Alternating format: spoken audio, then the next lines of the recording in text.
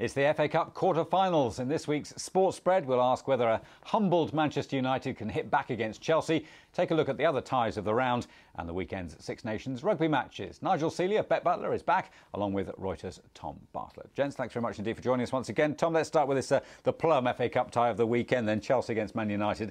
David Luiz has already said it, Chelsea hoping that United suffering a European hangover, but they might also get them to vent their anger. I mean, how do you see this one going? Yeah, this is interesting, isn't it? What happened the other night, the drama at Old Trafford, and here we go again. You get the feeling, well, I get the feeling, Sir Alex Ferguson is not going to allow his team to go out of another major competition. It'll be just, I mean, the fact that he refused to address the media, we haven't heard from him yet. We're waiting to see what he's going to say. That he wasn't able to speak in polite enough terms. Well, absolutely, there's no doubt about that. He, at some stage we are going to hear what he thinks about that. But going into this match, I just can't see him allowing that team not being prepared to play. Chelsea have got to come back from Europe, from a Europa League tie. Sure, the squad, the team might be a little bit different, but I can't see Man United slipping up on this.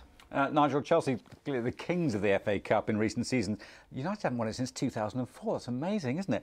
How does Fergie go about A, picking them up, and B, does Rooney play? Well, I mean, he's done it through so many seasons now, or 20-odd years as manager there. So he's done it week in and week out. They haven't had the massive disappointment they had in this history, but they have had major disappointments on the track. I think the Rooney situation is probably more crucial than the fact that the Rooney from the Nani incident. I mean, Nani's gone, and they're out of that competition. They'll know what to do. But the fact that I think they all might not be well behind the scenes at Old Trafford. I mean, Rooney was absolutely superb last Saturday. He said he doesn't play tactical. He's obviously thrown his toys out the pram. But he picked a team that was working. Yeah, but you must. I mean, for a biggest game of the season to drop your main man. I mean, he is the main. Van Persie and him are the two main men. It's a shock. I mean, he got it right, but in the end of the day, they didn't get the results. So, however way you look at it, you might turn around and say, yeah, he got the right. But if I back a horse that comes second, over the time, I still lose my money. But they're out of the Champions League, And I'm not saying Rooney would have made the difference, but I just not quite sure if the team morale's right there. I mean, Man United will be back for this. They'll be short. Everyone will expect them to come back. But there's something it's a gut feeling I have that Chelsea might go and do a job on them. I think Benitez. So is that how you make your money on this one? Well, I mean, you don't really make your money because it's so hard to put. I mean, you make your money in betting on crazy sort of matches, and you also make your money on when bookmakers make mistakes. Now, if any bookmaker has made a mistake on Manchester United, Chelsea for the football, they're in the wrong job. Manchester United are slight favourites of 5-6. Chelsea are around about 67-18, which equates to just under 4-1. And those are prices that you would expect. So it's very hard to find an error with these prices because they are the top one, the top two out of the top 2-4 teams in the country. So, but in my waters, I just have a feeling that Chelsea might get something. I think they'll spoil it. I think they'll really go out there. They know that Manchester United will be hurting. I think they'll play up to the fact they are. They might try to rifle them a little bit to get the players agitated, get Fergie agitated. Benitez again. Any harm, would it? And I just have a sneaky feeling it could go for a draw and go back to Stamford Bridge. And as you say, Chelsea are the cup kings. It's not Manchester United. Yeah, and of course Chelsea would prefer to win at Old Trafford because they're worse at home, aren't they? Yeah, well, I mean, I'm sure the Rafa Benitez brigade will be up for it when they get Manchester United. I think the Sunday change in his favour rather than giving him some stick. Okay, yeah. All right, let's move on to Man City, Tom. Without some key players for their tie against Barnsley, but any chance they can trip up against the Tigers? Yeah, unlikely. Yeah. I would have thought. I mean, it's that would be a shock. We're talking about shocks. That would be one. There's been a few. There have been a few. Look, I couldn't see Man City. I mean, look, they played. They've sort of seemed to corrected themselves slightly, Man City, and while the league gap is such, they do have a lot to play for in the FA Cup, and we've heard Mancini talk a lot about the FA Cup and what it meant to the club to win it. There's an underbelly there, I think, of perhaps that might be their only chance this season to really do a job on something. So I'd be surprised by it would be a major surprise if Barnsley goes. You don't get any money backing City on this one, do you? No, I mean they're going to be very, very heavy odds on. I expect them to be around about sort of 1-5, maybe that kind of price, maybe even shorter with some bookmakers. The thing here though is I believe that it's going to be a game where Man City, I think, will coast into an early lead. I think they could be 2 or 3-0 up, and then I think they'll probably sit back, rest a few players. Mancini still believes that they can push Man United in the Premier League. I don't believe that at all, but he still believes he has a chance of doing that. So I think if they go 2-0 up very early, I think they might just finish 2-0, fizzle out. You've got to remember Barnsley at 20-1 to win this game. Their priority is to play in the Championship, stay in the Championship. That's all it's about. The cup run has probably come as a bit of it's not welcome for them at the moment. They don't want to be in this one. They want to be in Championship football. So I wouldn't be surprised to see them rest some players. I know it might sound silly, but I think their priority is Championship football. So I can see Man City getting an early lead. A load of wholesale changes at half time, and then the game fizzles out into non-entity in the second half. OK, let's turn to Everton-Wigan, the other all-Premier League tie. Wigan unpredictable to say the least. I mean, how do you see that one going? Yeah, another one. It's an interesting one. I mean, I know a lot of people I've spoken to this week have said to me, "Oh, Everton, no, don't even. It's not a question." But Wigan have got they can do the job on teams like this, and they've performed well enough in recent times to suggest that perhaps Everton would be slightly, not concerned about playing them.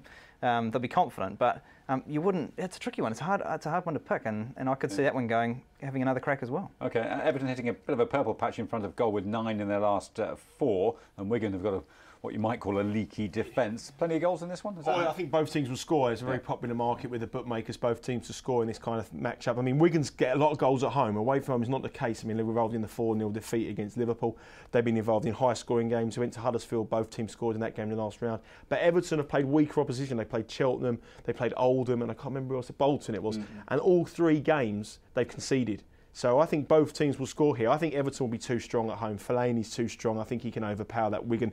Wigan are namby-pamby kind football players. They're very small, technically very good, but physically they've got physicality. And I think Fellaini could boss that midfield. And I think that's where the game's going to be won or lost. My only concern for anybody, Jelavic is the favourite at 9-2. He cannot score goals at all. I mean, he needs to get back on that Jelavic road, the Jelavic. But I mean, it's absolutely, he just doesn't look like scoring any goals whatsoever. So that's a concern for me. But Fellaini 11-2, I think that's where you want to be heading.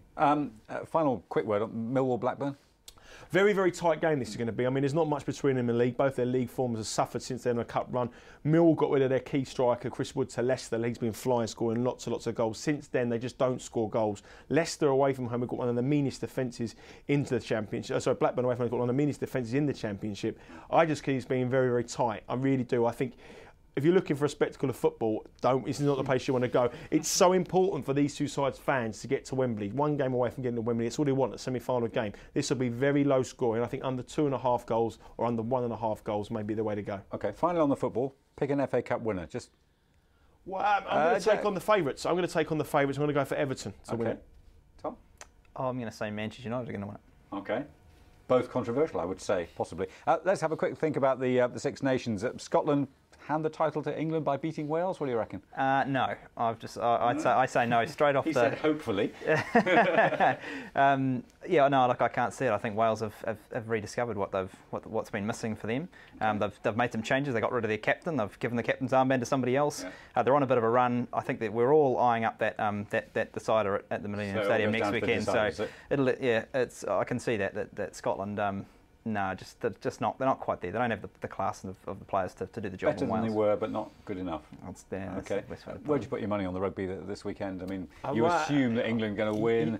You give me so much stick when I talk about rugby. It all depends on the weather, mate. But you always say it does. I mean, if this is a rainy, heavy day at Murrayfield and it comes down to a kicking game, Scotland can win this. Don't you worry about that. I was going to say, I wouldn't have counted them out. If it's windy, wet conditions, but if it's windy and wet, they can kick their ways and bore their way to winning the game. If it's quite free-flowing rugby, Wales will tear them apart. So I'm not going to have a bet until I see the weather forecast on Saturday morning.